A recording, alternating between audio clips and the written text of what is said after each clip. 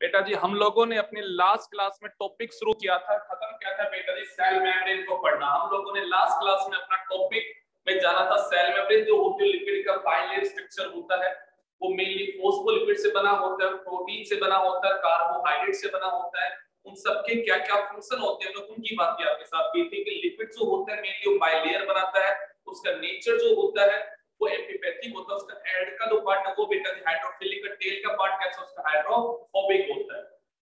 Just hydrophobic part को बचाने के लिए ही वो कैसी होती है यहाँ पे बाई लेयर होती है। आपने ये भी कहा था प्रोटीन जो होती है दो प्रकार की होती है, या तो एम्बेडेड होगा या फिर सरफेस पे होगा। आपने कहा इस प्रकार से आपने कितना जल्दी हम उसे एक्सट्रैक्ट कर सकते हैं उसके भी यहाँ पे नाम रखा गया था, या तो इंट्रिंसिक होगा या फिर आपका यहाँ पे एक्सट्रिंसिक होगा। फिर आपने ये भी कहा था सर प्रोटीन्स के यहाँ पे अलग-अलग फंक्शन होते हैं, लाइक वो एक्ट करती है जो रिसेप्टर, वो एक्ट करती है जो पंप के तौर पे ताकि चीजें ट्रांसपोर्ट हो सके। साथ में आपने कहा था जे भी क्या करते हैं यहाँ पे बिहेव करती है। इस आपने हुई थी हमारी, फिर हमने बात की थी एज कार्बोहाइड्रेट के तौर पे कि कार्बोहाइड्रेट के यहाँ पे ब्रांच हो सकता है या ब्रांच हो सकता है मेनली ओलिगोसैकेराइड्स होता है या फिर मोनोसैकेराइड्स हो गया बेटा जी। यहाँ पे आप कहते हो सर ये एंटीजन बनाने का काम करता है। जैसे हम बातें करते हैं आरबीसी के ऊपर जब रिसेप्टर्स बनते हैं आप कहते हैं एंटीजन बनते हैं, A blood group, B blood group, A B blood group, O blood group, ये सब इसी व्याप पे होते हैं कि उनके सरफेस के ऊपर किस प्रकार का सुपर अटैच होता है। जब आप 12th क्लास में आके ब्लड ग्रुप पढ़ोगे तो हम बताएंगे कि जब उसके ऊपर ग्लूकोज आके जुड़ेगा तो वो बन जाएगा एंटीजन ए, जब उसके ऊपर एन एसिटाइल ग्लाइकोज अमाइन आके जुड़ेगा तो बन जाएगा एंटीजन बी, और अगर दोनों होंगे तो वो हो जाएगा ए बी ब्लड ग्रुप, और कुछ भी नहीं होगा तो बनेगा ओ ब्लड ग्रुप। तो जो भी ब्लड ग्रुप होती है इसी बात पे डिसाइड होते हैं कि मेम्ब्रेन पे किस प्रकार का शुगर पड़ जाएगी। ये सब बातें हम करेंगे आपसे अगली क्लास में, मतलब अगले साल जब +2 पढ़ेंगे उस टाइम पे ये बातें करेंगे आपके साथ। अब पॉइंट क्या है यहाँ, सेल मेम्ब्रेन का स्ट्रक्चर खत्म होता है, कोलेस्ट्रॉल का फंक्शन क्या होता है, सब बातें हमने जान ली। अब आज की क्लास में सेल मेम्ब्रेन के एक लास्ट फाइनल पॉइंट को समझना है कि कैसे चीजें ट्रांसपोर्ट होती हैं अक्रॉस द मेम्ब्रेन। यहाँ पे टाइप ऑफ ट्रांसपोर्ट कैसा कैसा होने वाला है, क्योंकि लिपिड जो यहाँ पे है बेटा वो बनाते हैं bilayer structure, mainly cell membrane आपकी लिपिड की बनी, और अगर मेनली लिपिड की बनी है तो चीजें कैसे सेल के अक्रॉस अपने आप को ट्रांसपोर्ट करेगी, अंदर और बाहर जाने का काम किस किस प्रोसेस से होगा वो हमें यहाँ पे समझना है। तो आज का अपना पहला टॉपिक है बेटा जी यहाँ पे ट्रांसपोर्ट अक्रॉस द मेम्ब्रेन। और हम अगर उस ट्रांसपोर्ट वर्ड की बातें करें तो दो प्रकार की यहाँ पे बातें करेंगे बेसिकली।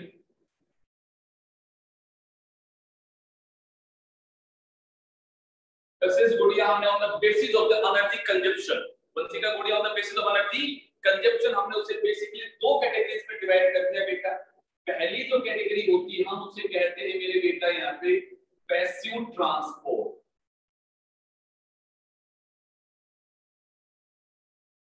सपोज बेटा पहली कैटेगरी का नाम है पैसिव ट्रांसपोर्ट। इसको समझने के लिए हम एक छोटा सा डायग्राम बना सकते हैं, एक इस तरह से हम बात को समझ सकते हैं। ऊर्जा गुलिया में कुछ इस तरह का एरो बना के इसे इंडिकेट करता है, उससे हमें क्या समझ में आता है, चीज ऊपर से कहां जा रही है, नीचे। आप यहाँ ऊपर से नीचे ना मान के मानेगा हाई कंसंट्रेशन के कहां जा रही चीजें बेटा जी यहाँ पे लो कंसंट्रेशन पे। तो मैं कहूंगा movement along the concentration gradient, that is from high concentration to low concentration।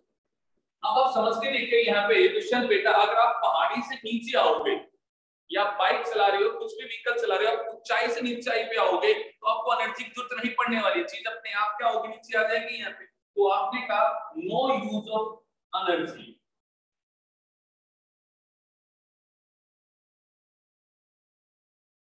No use of energy. आप ये भी कह सकते हो also known as downhill process, कि हम ऊंचाई से नीचाई पे आ रहे हैं तो क्या कहलाएगा बेटा जी डाउनहिल प्रोसेस। हम यहाँ पे अगर बातें करें लक्ष्य बेटा, मैं जस्ट इससे अपोजिट अगर डायग्राम बना दूं तो मैं कहूंगा वो ट्रांसपोर्ट होगा आपका बेटा जी एक्टिव ट्रांसपोर्ट। जस्ट इससे अपोजिट डायग्राम बनाने की बात कर रहा हूं बेटा जी यहाँ पे। इस तरह इसी चीज को अगर इस प्रकार से बना दें तो चारों गुड़िया हमें यहाँ पे ये समझ में आ रहा है कि चीजें लो कंसंट्रेशन से कहां जा रही है बेटा जी आपकी हाई पे, यानी कि आप यहाँ पे ऊंचाई से कहां जा रहे हो ऊंचाई पे, और अगर आप ऊपर चढ़ोगे तो आपको एनर्जी का भी क्या करना पड़ेगा बेटा जी यहाँ पे यूज करना पड़ेगा। तो इसके जस्ट अपोजिट बात बोल देंगे, movement against the concentration, that is from low concentration to high concentration। अगर यहाँ पे आपने कहा था एनर्जी का यूज नहीं होता तो यहाँ पे क्या हो जाएगा आपका यूज ऑफ एटीपी। अब आप लोग ये बात भी जानते हैं कि हमारी सेल में जो एनर्जी की करेंसी है वो क्या है बेटा जी यहाँ पे एटीपी है। तो इसका मतलब यहाँ पे एटीपी का क्या होने वाला है बेटा जी यहाँ पे यूज होगा, तभी चीजें लो से कहां जा पाएंगी हाई पे। आप ये बात सोच के देखो, किसी भी चीज को अगर मेम्ब्रेन से अंदर जाना और ऑलरेडी मेम्ब्रेन के अंदर यानी कि सेल के साइटोप्लाज्म में ऑलरेडी वो चीजें बहुत ज्यादा है, तो वो आने वाले के कहां लगाएगी बेटा जी आपका अपोजिंग फोर्स एक्सर्ट करेगी। और अगर वो अपोजिंग फोर्स एक्सर्ट करेगी तो अब आपको अंदर अगर जाना तो आपको उससे ज्यादा फोर्स लगाना पड़ेगा, आपको एनर्जी लगानी पड़ेगी। आप एक जनरल सी बात को समझ के देखो, आप किसी ट्रांसपोर्ट व्हीकल के थ्रू कहीं जाते हैं, वो बस बिल्कुल खाली है, कोई नहीं है अंदर, आप इजीली बस के अंदर चढ़ जाएंगे। बट अगर बस ऑलरेडी भरी हुई होगी और आपको अब उसके अंदर चलना है तो अब आपको क्या करना पड़ेगा फोर्स लगाना पड़ेगा ताकि आप अपनी जगह को बनाते हुए अंदर जाए बेटा जी। तो वैसी चीज यहाँ पे हो रही है, ऑलरेडी अंदर चीज कैसी है बेटा जी हाई है, अब आपको लो से हाई जाना है, मतलब अपोजिंग फोर्स कैसा है यहाँ पे ज्यादा है, तो आपको एनर्जी लगानी पड़ेगी यहाँ पे। तो आपने कहा सर यहाँ पे क्या होने वाला है यूज ऑफ दी एनर्जी होगा। ये बेटा कहलाता है डाउनिंग प्रोसेस, तो मैं कहूंगा also known as uphill process। ये बात हो गई यहाँ पे। ये तो हमने बेसिकली आपसे कहा कि एनर्जी के बेसिस पे दो प्रकार का होता है, बट अब एक और बात समझनी है, कोई भी चीज अगर अलोंग दी कंसंट्रेशन जाना चाहती है, हाई टू लो जाना चाहती है, तो क्या सब चीज अपने आप जा सकती है हाई टू लो बेटा, या नहीं जा सकती? मतलब नहीं जा सकती तो कौन नहीं जा सकती, और अगर जा सकती है तो क्या सब जा सकते हैं? हाँ जी, ऊर्जा गुड़िया बताओ, क्या जब पैसिव ट्रांसपोर्ट होने वाला है, चीजें हाई टू लो जाने वाली है, तो क्या हर एक चीज अपने आप इस मेम्ब्रेन को क्रॉस करके अंदर या बाहर जा सकती है? इसकी मान लिया हाई है, मान लेते हैं हाई कंसंट्रेशन है किसी मॉलिक्यूल के अक्रॉस द मेम्ब्रेन, तो क्या वो इजीली मेम्ब्रेन को क्रॉस कर सकती है बेटा? तो हम यही बात को समझ के देखो, ऊर्जा गुड़िया चारों गुड़िया, membrane is made up of lipid. Membrane किसकी बनी है? जो चीज लिपिड में सोलुबल ही नहीं है, चाहे बेशक आप उसमें कंसंट्रेशन ग्रेडियंट बना दो, बट उसे क्रॉस तो लिपिड को करना है ना। मेरे वर्ड को सुनना, छोटा सा वर्ड में क्या बोल रहा हूं बेटा जी यहाँ पे, आप ये कहते हो सर ये हमारी लिपिड की पाई लेयर। अब यहाँ पे कशिश गुड़िया किसी भी चीज को, सपोज बेटा किसी भी चीज को मान लेते हैं हाई टू लो जाना है, मान लिया मेरे बेटा उसे हाई टू लो जाना है,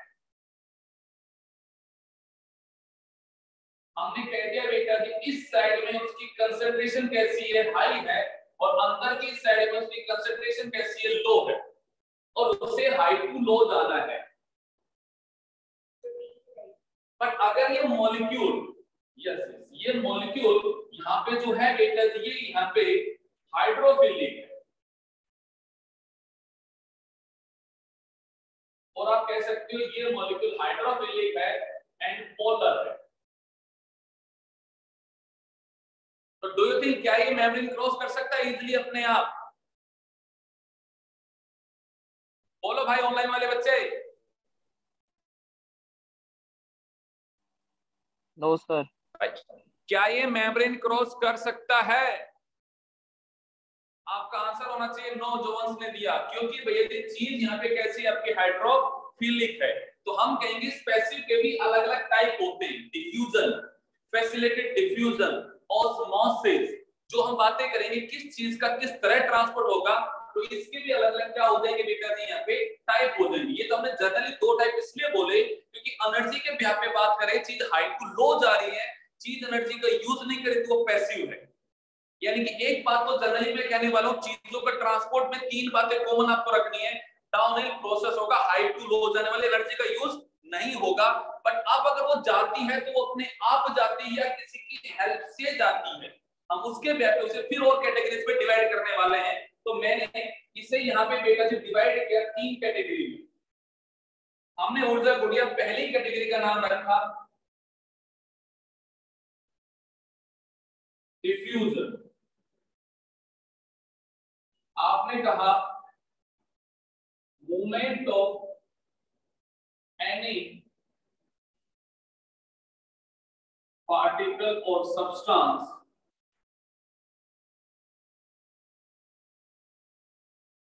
from high concentration to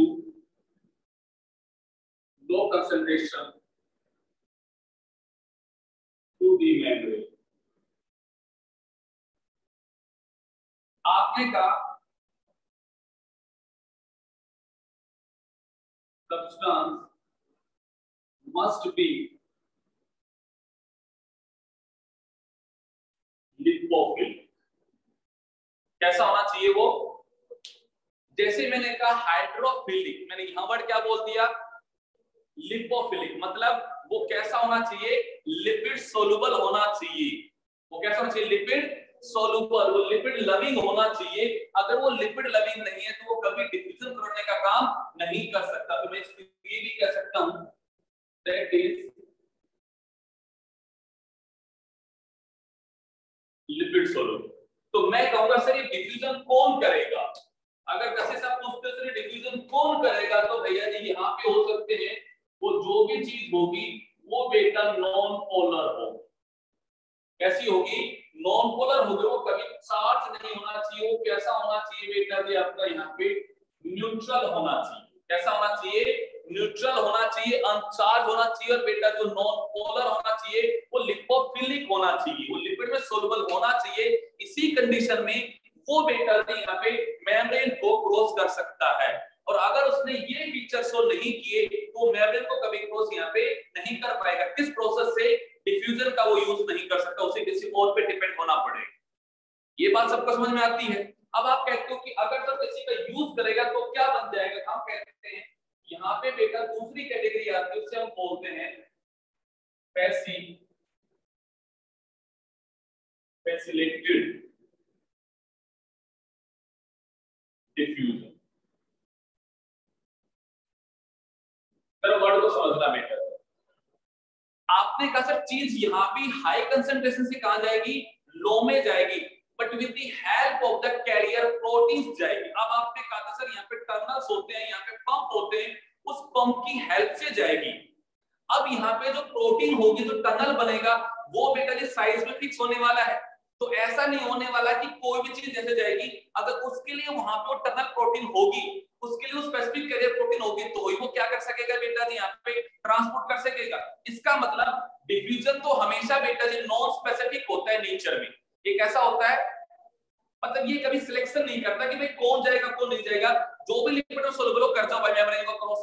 but यहाँ अगर वो किसी पे डिपेंड है, कोई उसे लेके जाने वाला है अंदर, तो वो लेके जाने वाला उस पार्टिकल क्या होने वाला है बेटा जी? यहाँ पे स्पेसिफिक होने वाला है। तो मैं कहूंगा ये प्रोसेस जो होगा वो कैसा होगा? स्पेसिफिक होगा। और ये वाला कैसा होगा बेटा जी? यहाँ पे नॉन स्पेसिफिक होगा।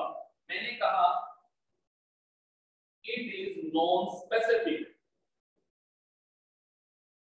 अब इसके अंदर मैं क्या कहता हूं? मैं बोलता हूं यहाँ पे बेटा जी movement of substance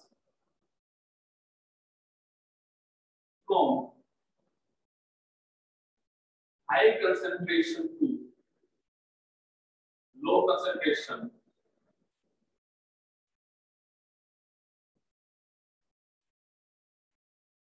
to the carrier proteins। अब यहां मैंने कसिस गुड़िया एक नया वर्ड ऐड कर दिया जो आपको समझना है। वो लिपिड की बाइलेयर में प्रोटीन्स का यूज करता हुआ मेम्ब्रेन को क्रॉस कर रहा है। अगर उस पार्टिकल के लिए वो स्पेसिफिक कैरियर प्रोटीन एब्सेंट है तो वो पार्टिकल, वो सब्सटेंस उस मेम्ब्रेन को कभी भी क्रॉस नहीं कर सकता। माना ये पैसिव है, यहाँ भी मूवमेंट जो होगा बच्चा वो हाई टू कहाँ होगा, लो ही होगा, बट यहाँ ट्रांसपोर्ट इस पे क्या करता है बेटा जी, यहाँ पे डिपेंड करता है, तो मैं कहूंगा इट इज स्पेसिफिक। ये कैसा होगा, यहाँ पे स्पेसिफिक होगा। अब आप कहोगे सर ये कौन करेगा, तो मैं कहूंगा सोचिएगा, कोई भी चीज अगर यहाँ पे बेटा जी पोलर है, कैसी है, पोलर है और वो चार्ज है, वो चार्ज है बेटा जी, उसे हाई कंसंट्रेशन से कैसा जाना है, लो कंसंट्रेशन जाना है, हम कहेंगे बेटा जी वो यहाँ पे जो ट्रांसपोर्ट करेगा उसका नाम क्या होगा, फैसिलिटेटेड डिफ्यूजन बनने वाला है। क्या ये वर्ड समझ में आया बेटा जी? अब आप एक और बात पे आते हैं, सर इसके अलावा और टाइप क्या हो सकते हैं, तो तीसरे टाइप की बात करते हैं, वो है बेटा जी ऑस्मोसिस। हमने पानी की बात करेंगे यहाँ पे स्पेसिफिक बेटा जी, यहाँ पे तीसरा यहाँ पे आता है बेटा जी ऑस्मोसिस। हमने कहा movement of water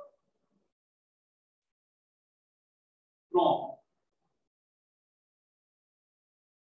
high concentration to low concentration through दी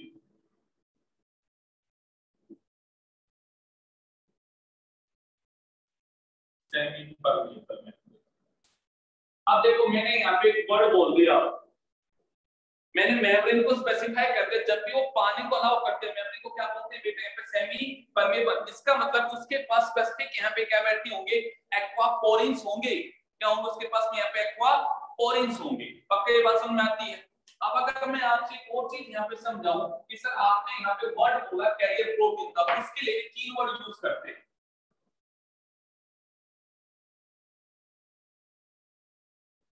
इस वर्ड को दिमाग में सेट करना आज बेटा जी, इस वर्ड को कैरियर प्रोटीन। मैं एक वर्ड यूज करूंगा बेटा जी यहाँ पे चैनल। क्या वर्ड यूज करूंगा, जब भी मैं बेटा जी चैनल वर्ड यूज करूंगा उसका एक ही मतलब है पैसिव ट्रांसपोर्ट।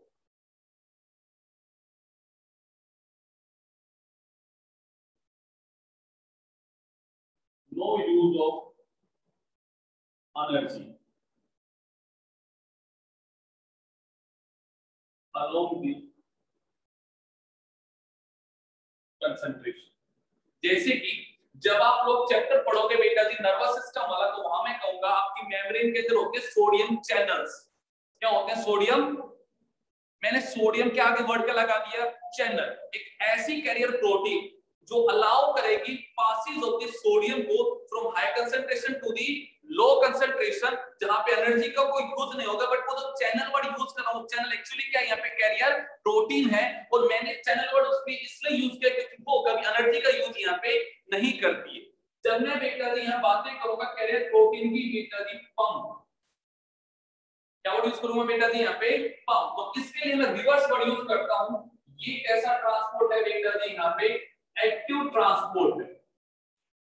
इसका क्या मतलब है, जब हम यहाँ पे इस ट्रांसपोर्ट की बात करेंगे तो ये भी किसके थ्रू होगा, थ्रू द कैरियर प्रोटीन्स होने वाला है। और यहाँ पे यूज ऑफ क्या होगा बेटा जी आपका, यहाँ पे एनर्जी होगा। तो आप कहोगे सर वो कैरियर प्रोटीन किस वाली है या फिर फैसिलिटेटेड डिफ्यूजन वाली है, हम उनको डिस्टिंग्विश क्या करेंगे। तो मैं कहूंगा बच्चा डिस्टिंग्विश करने का एक ही तरीका है कि हम अलग अलग वर्ड यूज करने वाले हैं। यहाँ पे जब मैं वर्ड बोलूंगा पंप, तो उसको समझ जाना कि यहाँ पे क्या हो रहा है बेटा जी, आपका एक्टिव ट्रांसपोर्ट हो रहा है। जब मैं वर्ड यूज करूंगा कौन सा, यहाँ पे चैनल, तो मैं किसकी बात करूंगा बेटा जी, यहाँ पे फैसिलिटेटेड डिफ्यूजन वर्ड की बात करूं। दोनों केस में यूज होने वाली है क्या बेटा, कैरियर प्रोटीन।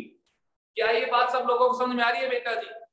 क्योंकि अब मैं आपको यहाँ पे डेफिनेशन देने वाला हूं एक्टिव ट्रांसपोर्ट की, तो मैं कहूंगा यहाँ पे movement of substance from low concentration to high concentration with the use of carrier protein। मैं कशिश गुड़िया इस वर्ड को समझा रहा हूं आपको कि जब आपने फैसिलिटेटेड डिफ्यूजन बोला तो भी आपने कहा तो किसका यूज करेगा, कैरियर प्रोटीन का।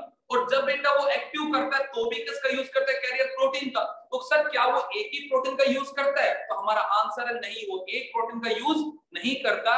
जब बेटा जी मैं प्रोटीन ऐसी की बात करूंगा कि जहां पे पैसिव हो रहा है, जहां पे फैसिलिटेट हो रहा है, तो मैं उसके लिए अलग से वर्ड यूज करूंगा, क्या बेटा यहाँ पे, चैनल। और जब मैं कहूंगा एक्टिव हो रहा है तो मैं क्या वर्ड यूज करूंगा यहाँ पे, पंप। क्या ये दोनों वर्ड आपको क्लियर हो रहे हैं कि क्या क्या है ये ट्रांसपोर्ट बेटा जी? Yes sir. मोबाइल वाले बच्चे, यस सर। लक्ष्य, ऊर्जा, वंश, यस सर। ओके।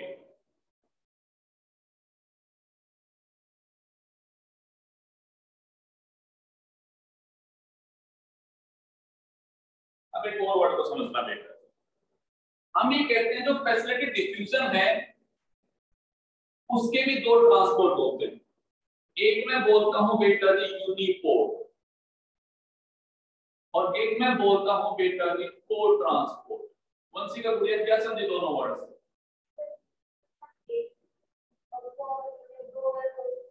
हाँ जी, आप समझिएगा बेटा जी ये है सेल मेम्ब्रेन। ऑफकोर्स बेटा ये है सेल मेम्ब्रेन, और इस सेल मेम्ब्रेन में ये है कोई बेटा जी आपकी कैरियर प्रोटीन। अगर कोई बेटा जी एक मॉलिक्यूल एक बार में यहां से ट्रांसपोर्ट होता है तो आपने कहा सर ये कैसा है, यहाँ पे आपका यूनिपोर्ट। आपने कहा सर इस केस को हम समझते हैं दो प्रकार से।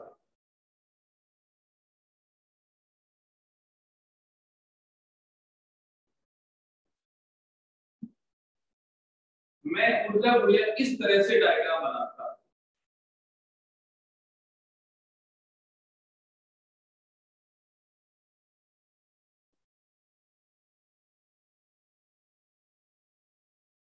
ये कह रहे प्रोटीन है बेटा।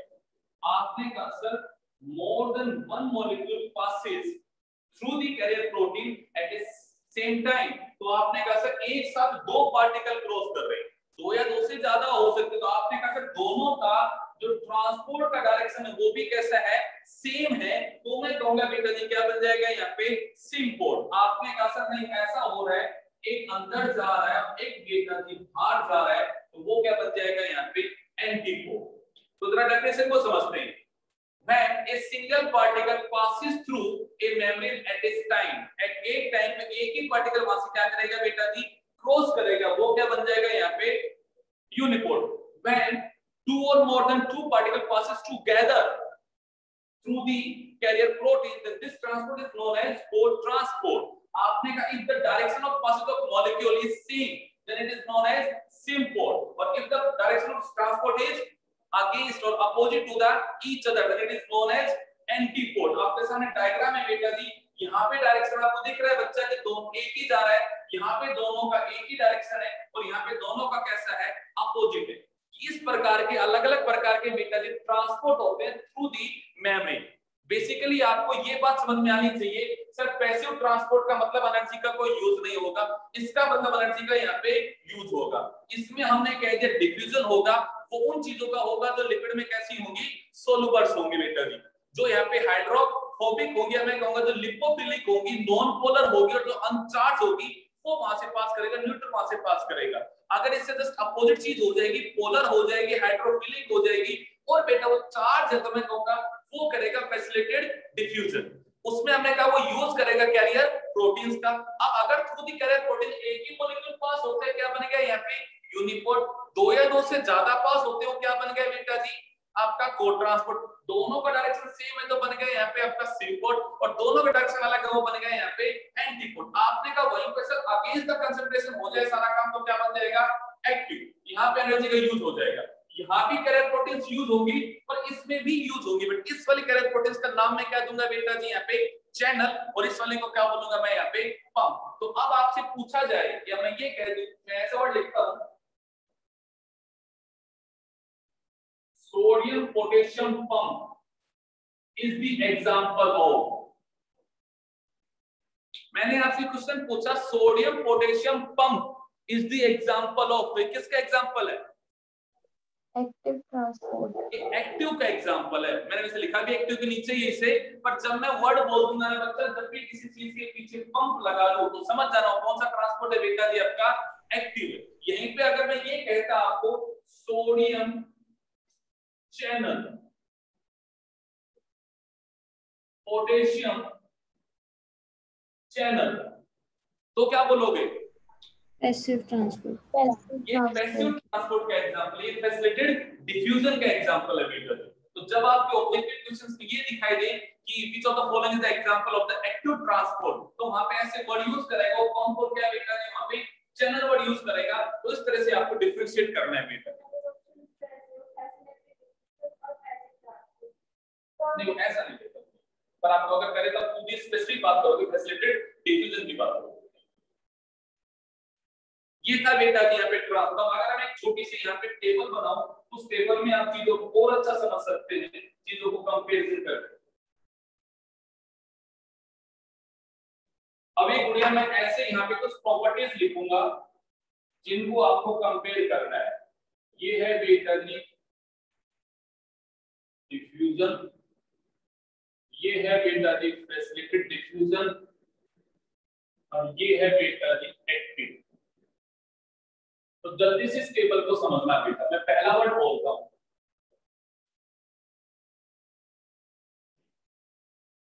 along the concentration।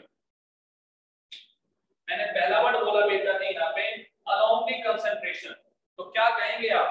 ये भी along the concentration है, ये भी along the concentration है, और ये क्या है बेटा जी आपका against the concentration है। आपने अगला वर्ड बोला नो यूज ऑफ एटीपी, यहाँ पे कोई यूज नहीं है, यहाँ पे कोई यूज नहीं है, यहाँ पे क्या है बेटा use of ATP.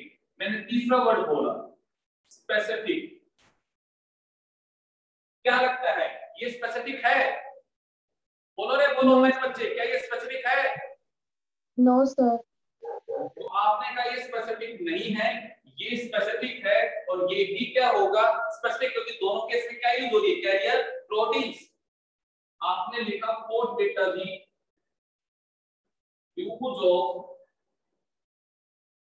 Carrier proteins. इसमें कोई यूज नहीं होता है, इसमें भी यूज होता है, इसमें भी क्या होता है यूज होता है। और लास्ट में पॉइंट बोलता हूं बड़ा इंपॉर्टेंट है, सैचुरेशन। इस वर्ड से क्या समझते हो आप लोग सैचुरेशन से?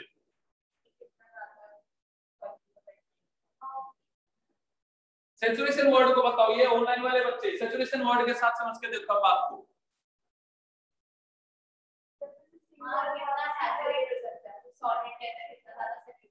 तो यहाँ पे क्या बात होने वाली है?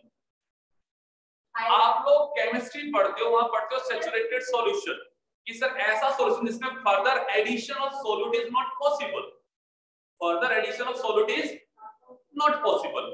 आप सोचो यहाँ पे चीजें अलोंग द कंसंट्रेशन ट्रांसपोर्ट होने वाली है, जितना ज्यादा वो ग्रेडियंट यहाँ पे क्रिएट होगा वैसा ट्रांसपोर्ट भी कैसा होगा फास्ट होगा। अब अगर आप डिफ्यूजन के अंदर दोनों मेम्ब्रेन के अगेंस्ट में ग्रेडियंट बनाते हैं 100 का, तो चीज बहुत ज्यादा ट्रांसपोर्ट होगी। आप ग्रेडियंट बनाते हैं 4 या 5 का डिफरेंस है यहाँ पे, तो ट्रांसपोर्ट कैसा होगा स्लो होगा। तो मैं कहूंगा इस केस में सैचुरेशन, अब जितने पार्टिकल का साइज बढ़ाते जाओगे, अगेंस्ट कंसंट्रेशन करते जाओगे, आगे अलोंग द कंसंट्रेशन करते जाओगे, कितना ज्यादा वो क्या हो जाएगा यहाँ पे फास्ट हो जाएगा। आप इस तरह की बात को समझो, सबके सब यहाँ ध्यान देना बेटा है। ये सर एक मेम्ब्रेन है, इस मेम्ब्रेन में यहाँ पे अंदर की साइड में 0 पार्टिकल, और यहाँ पे शुरुआत में थे 10 पार्टिकल।